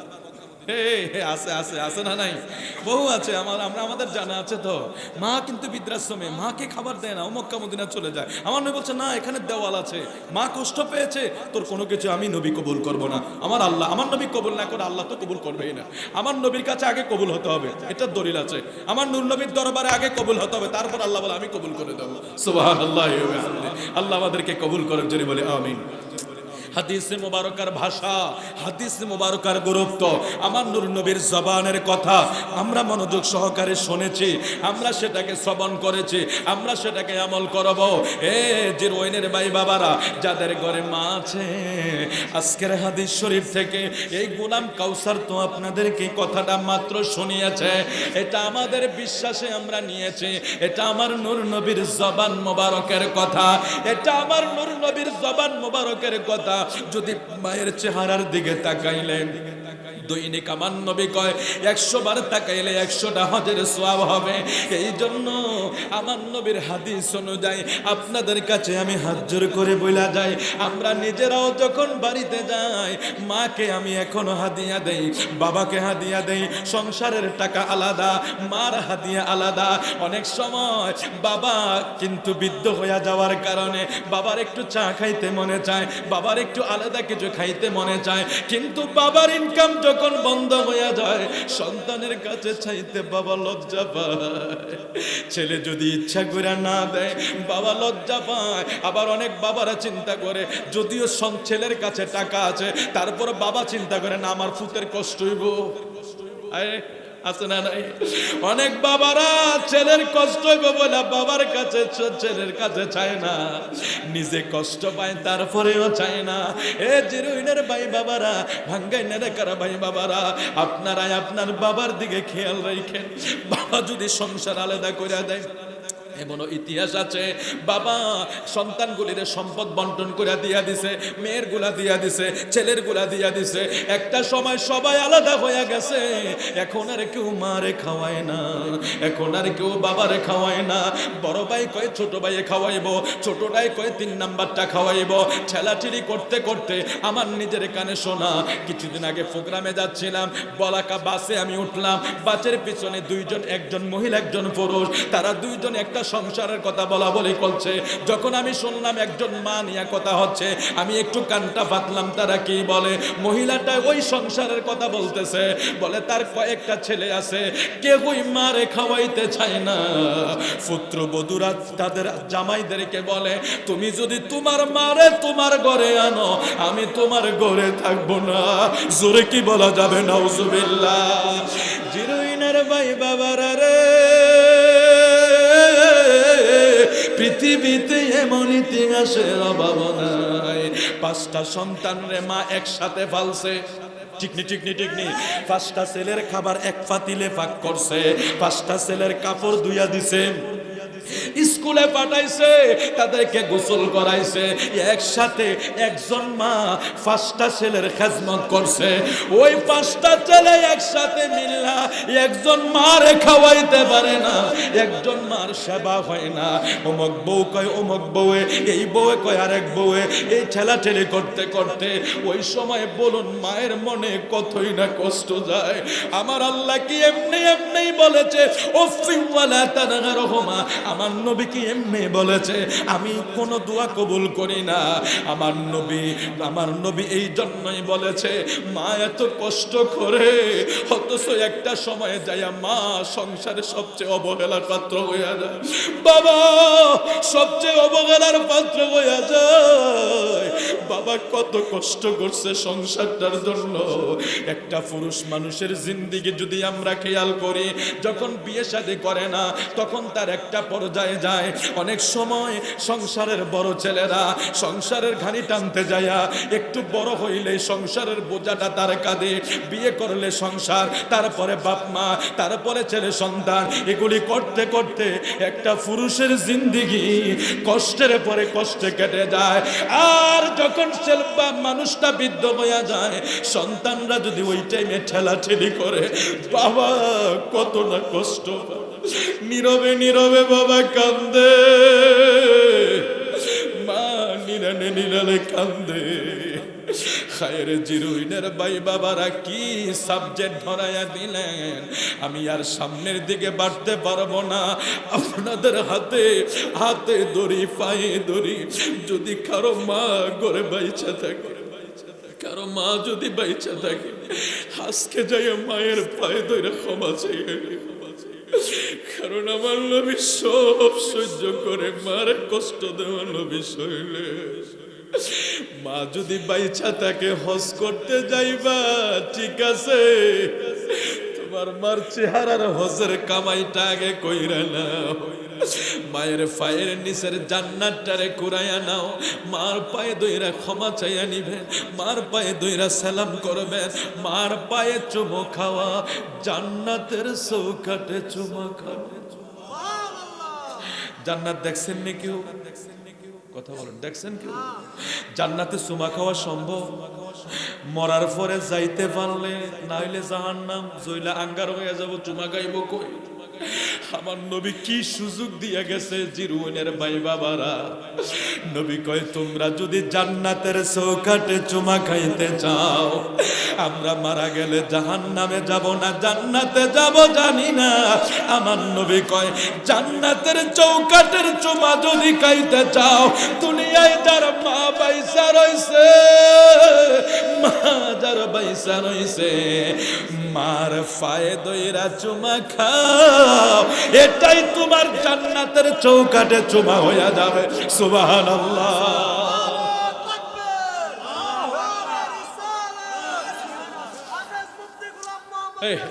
বাবা বাবা যার মা বাবা নাই, আপনারা কি করবেন? এগুলি মাসালা শিখে রাখুন।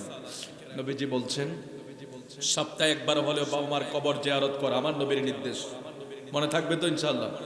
এখন ইউটিউব মৌলবীদের কথাবার্তা শুনে আপনাদের ঈমানকে নষ্ট করবেন না।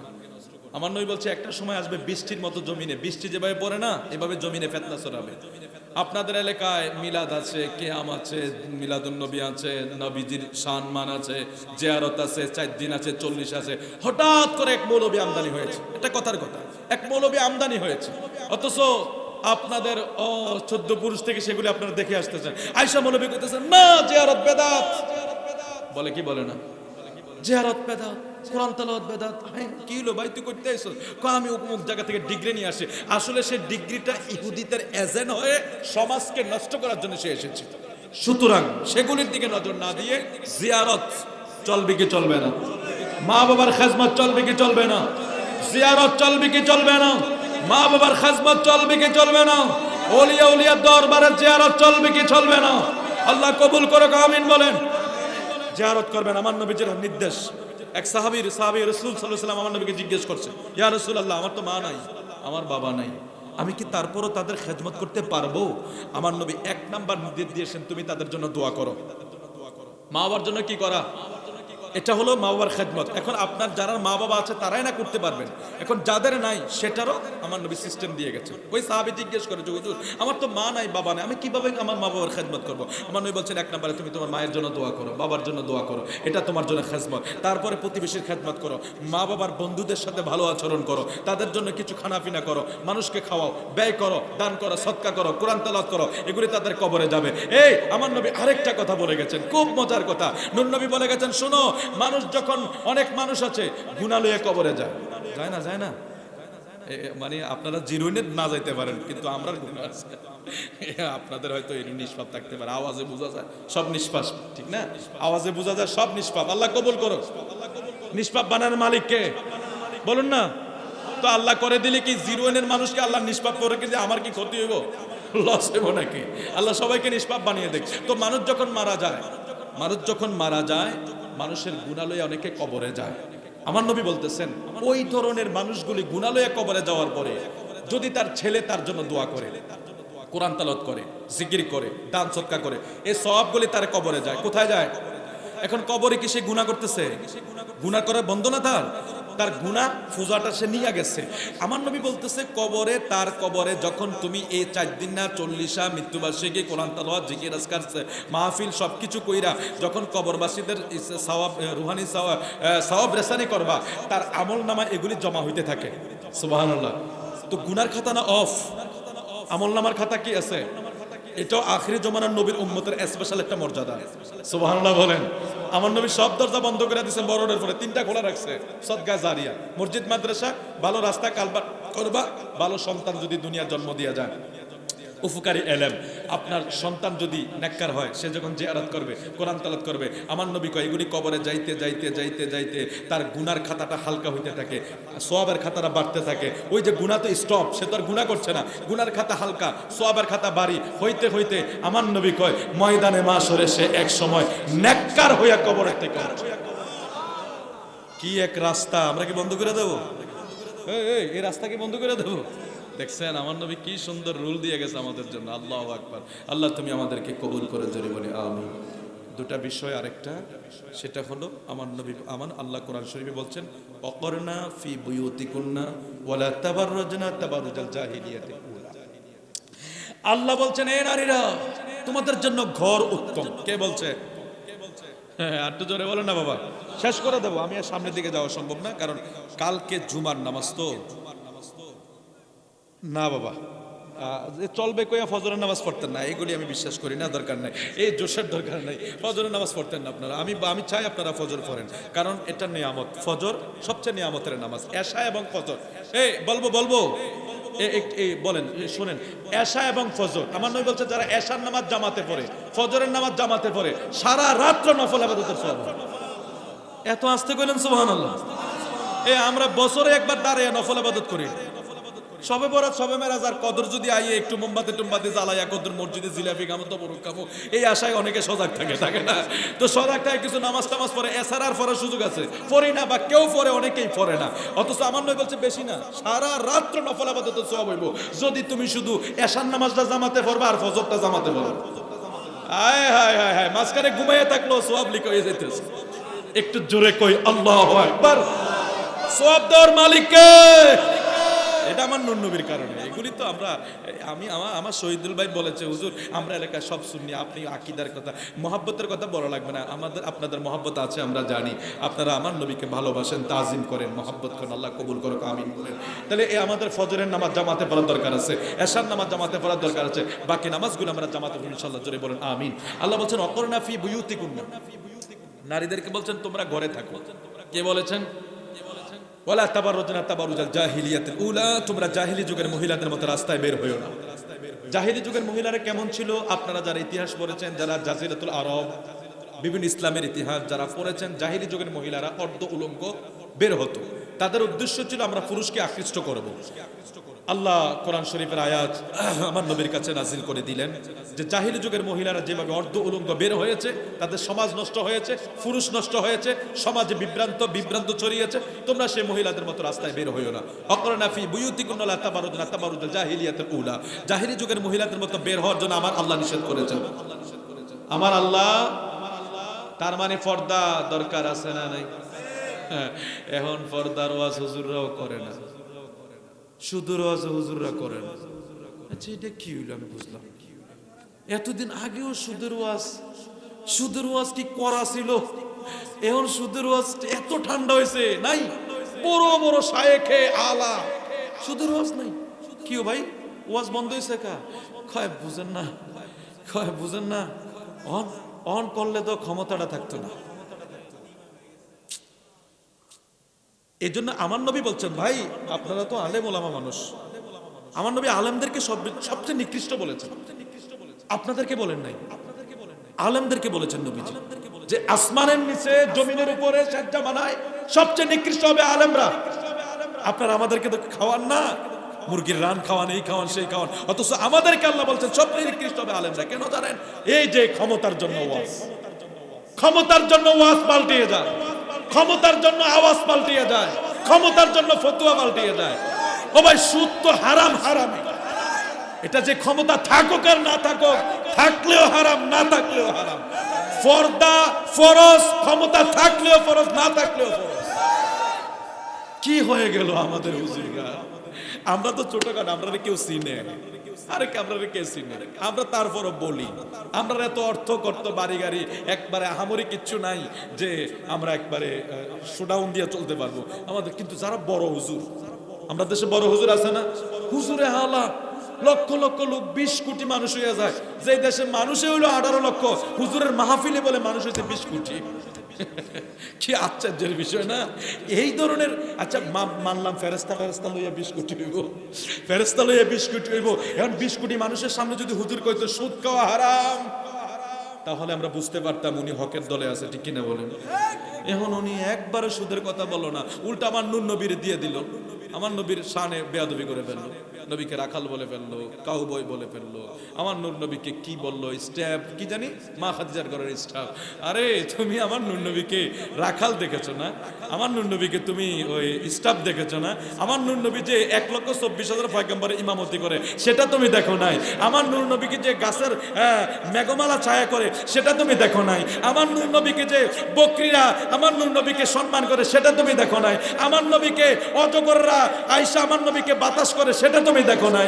আমার নবী যে 7 আসমান পাড়ি দিয়া আল্লাহর বাড়ি দিদার করে সেটা তুমি দেখো নাই? আমার নূর নবীর হাতে ফাতর নিলে ফাতর নবীকে সালাম করে সেটা তুমি দেখো নাই? শুধু দেখছো আমার নবী মা খাদিজার বাড়ি রাখাল আছে। আমার নবীর এত এত শান থাকতে তুমি এটা, অথচ এটা আল্লাহ নিষেধ করেছে বলার জন্য। কে নিষেধ করেছে? ইয়া আইয়ুহাল্লাযীনা আমানু, হে ঈমানদাররা, লা তাকুলু রাইনা। রাইনা এক শব্দ হলো রাখাল। যখন আমার নবী সাহাবীর এক সময় বলতো ইহুদির এটা সুযোগ নিয়ে আমার নবীকে রাখাল বলেছিল, তখন আল্লাহ নিষেধ করে দিয়েছেন, আজ থেকে আমার নবীকে রাইনা বলে ডাকবা না। আল্লাহ নিষেধ করেছেন ডাকার জন্য, বক্তা সাহেব ডেকে ফেলেছেন। আল্লাহ নিষেধ করেছেন। কে নিষেধ করেছেন? আপনারা এত কিছু বুঝবেন না, খুব সহজ করে বলছি। এই রাখাল, রাইনা তো আরবি শব্দ, রাখাল এই শব্দ আমার নবীকে বলে ডাকা নিষেধ করেছেন কে? আল্লাহ বলছেন ওয়াসমাউ, ভালো করে শুনে নাও। আল্লাহ বলতেছেন ওয়াল কাফিরিন আযাবুন মুহিন, তোমরা যদি করো, তোমরা কুফরি করবে, তোমরা আযাবে নিক্ষিপ্ত হবে। আল্লাহ নিষেধ করে দিয়েছেন। তাহলে আমি আসলে যে বিষয়টা বলতেছিলাম, অনেক লম্বা হয়ে যাচ্ছে। আমার ঈমান যেটা সবসময় একরকম থাকবে, ক্ষমতা থাকলে ইমান একরকম থাকবে, না থাকলে আরেক বিষয়। এটা এমন না ভাই, এবার যে বড় হোক আর ছোট হোক এটা বিষয় না। আমরা সব সময় ফর্দা ফরজই। এখন ক্ষমতার জন্য বলবো ইচ্ছা হলে ফর্দা করে, নাহলে করেন না। ক্ষমতার জন্য বলবো ইচ্ছা হলে সুদ খাইয়েন, কিছু কিছু জায়েজ আছে। পায়খানা এদ্দুর, যেটা এটা পায়খানা না, এক টাঙ্কির, এটা কি এদ্দুটার না, এটারে আতর বানাইবে না, একটু আতর মাইকা চাই না, কি বলে এটা তো অল্প, হ্যাঁ আতর মাখা যাইবো। এদ্দুর হলো পায়খানা, এক টাঙ্কি হলো পায়খানা। এদ্দুর হলো সুদ, এক টাঙ্কি হলো সুদ। আমার নবী কি কইছে জানেন সুদের ব্যাপারে? সুদের কয়টা? 70টা গুনাহ। তার ভিতরে সবচেয়ে নিচে মানের একবারে কম যেটা, নাউজুবিল্লাহ, আল্লাহ মাফ করে দেখ, মায়ের সাথে জেনা করা। 1 দিরহাম পরিমাণ কেউ খাইলে 36 বার মায়ের সাথে জেনার গুনাহ হয়। এত বড় একটা পাপের কাজ আমাদের হুজুররা বন্ধ করে দিল ওয়াজটা। এই দুঃখটা কল যারা সামাল দিতাম পারি না। আবার আমরা এক হুজুর সুদূর ওয়াজ করেন, আমরা নামে মামলায় দিয়ে লেছি, কি রে সুদূর ওয়াজ করলো। যাই হোক, আল্লাহ পাকের বিষয়, ঠিক কিনা বলেন? কিন্তু অস্বীকার করা, অবহেলা করা, ক্রিটিসাইজ করা, বেঈমান হয়ে যাওয়া। কথাটা বুঝতে পারছেন? আমরা সবাই এখন সুদের সাথে কেউ না কেউ কোনো না কোনো ভাবে দেশের পদ্ধতির কারণে হোক আমরা জড়িত হয়ে যাচ্ছি, এটা হলো এক বিষয়। আর ইচ্ছা করে খাওয়া হলো আরেক বিষয়। আবার জায়েজ করে দেওয়া, ইমাম বানানো, এটা কিন্তু আরো কঠিন খারাপ জিনিস। ফর্দা ফরজ, আমার মায়ের অনেকে করে অনেকে করে না, কিন্তু এর অর্থ এই না আমরা এটাকে ব্যান করে দেবো নাকি। আলোচনা চলবে ইনশাআল্লাহ। বলেন, আল্লাহ বলেছেন তোমরা ঘরে থাকো, জাহেরি যুগের মহিলাদের মতো তোমরা বের হইও না, তোমরা ঘরে অবস্থান করো। তারপরে মহিলাদের পর্দা অবশ্যই। আরেকটা হাদিস শরীফ বলে দেই, আমার নবীজি মজলিসে আলোচনা করছেন যে আমার নবী বলতেছেন, এ সাহাবীরা শোনো, তোমরা আমাকে বলো কোন নারীরা সর্বোত্তম। প্রশ্ন করছেন সাহাবীদেরকে নূর নবীজি, সবাইকে। কেউই জবাব দিতে পারলেন না। মজলিস থেকে আলী কাররামুল্লাহ ওয়াজহু আসাদুল্লাহিল গালিব মাওলা আলী উঠে দৌড় দিলেন মা ফাতেমাতুজ জাহরার কাছে। মা ফাতেমাতুজ জাহরার কাছে গিয়ে বলে, ফাতেমা, আমার নূর নবী একটা প্রশ্ন করেছে, কোন নারীরা উত্তম। তো কেউই জবাব দিতে পারে না, তুমি বলে দাও না। দেখছেন আমার নবীর আশা। আমার মাওলা আলী তো এলেমের দরজা, আনা মাদিনাতুল ইলমিন ওয়া আলিজুন বাবুহা। আমার নবী এলেমের শহর আর আলী হলো এলেমের দরজা। সুবহানাল্লাহ কি কইতেন না? আমার নবীর এলেম কি তুলনা আছে নাকি? আমার নবীর এলেমের কোনো তুলনা নাই, কোনো সীমা রেখা নাই, এটা ভিন্ন বিষয়। তো ফাতেমার কাছে গিয়ে বলেন, ফাতেমা তুমি বলে দাও না, আমার নূর নবী বলেছে কোন নারী উত্তম, কেউই জবাব দিতে পারে না, তুমি বলে দাও। আমার মা ফাতেমা তো আমার নবীর অংশ, আমার নবীর শরীর মুবারকের অংশ। ফাতেমা বলে দিচ্ছে, আলী আমার বাবাকে যাইয়া, আমার নূর নবীকে যাইয়া বলবা ওই নারী উত্তম। নবীর প্রশ্নের জবাব দিছে নবীর কলিজার টুকরা কন্যা, ওই নারী উত্তম। কোন নারী? যেই নারীকে পর পুরুষে দেখে না, যেই নারী পর পুরুষকে দেখে না। কথাটা বুঝতে পারছেন না? আমি শুনছি মায়েরা অনেকে প্রজেক্টরে আছে, একটু দেখেন হাদিস শরীফটা। আমার নবী প্রশ্ন করছে কোন নারী উত্তম। মা ফাতেমা জবাব দিচ্ছে, মাওলা আলী যখন জানতে চেয়েছেন, যে মা ফাতেমা বলছেন, যেই নারী পর পুরুষকে দেখে না, যেই নারীকে পর পুরুষে দেখে না, ওই নারী উত্তম। আলী আমার নবীর কাছে গিয়ে তাড়াতাড়ি কথাটা জানিয়ে দিলেন, হুজুর ফাতেমা তো এটা বলেছে। তো আমার নবী কয়, ফাতেমা তো আমারই অংশ, ফাতেমা যা বলেছে হক বলেছে। সুবহানাল্লাহ। তাহলে আমার নবীর কলিজার টুকরাদের কথা আমরা মানতে হবে না বাবা? পর্দা ফরজ, সুদ হারাম, ঘুষ হারাম, গীবত হারাম, এগুলি চলবে না যত স্বচ্ছ চলা যায়, বেঁচে চলা যায় দুনিয়ার সামান্য সময়ের জন্য। এই চোখ থেকে এই চোখের দূরত্ব যত, আমার নবীকে মৃত্যু আরো কাছে, মৃত্যু আরো কাছে। তারপরে আমার নবীর মোহাব্বত, ভালোবাসা, তাজিম দরকার আছে না নাই? আল্লাহ তুমি আমাদের সবাইকে কবুল করো, আমিন বলেন।